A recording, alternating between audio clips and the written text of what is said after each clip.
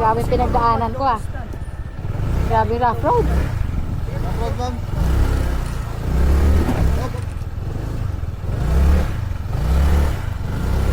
Okay na po yan, ma'am. Okay na to? Yung ano, ma'am. Nahirapan ko eh. Double stand mo po eh. Hindi, ako yung size lang. Mabigat yan. Double stand mo, ma'am. Oo. Ano double? Sige. Abangan mo, ma'am. Thank you. Sige po. Palagay na lang po ng isang pangalan po, ma'am. Okay. Tapos yung helmet po natin, ma'am, iiwan nyo po. O, Iiwan ko.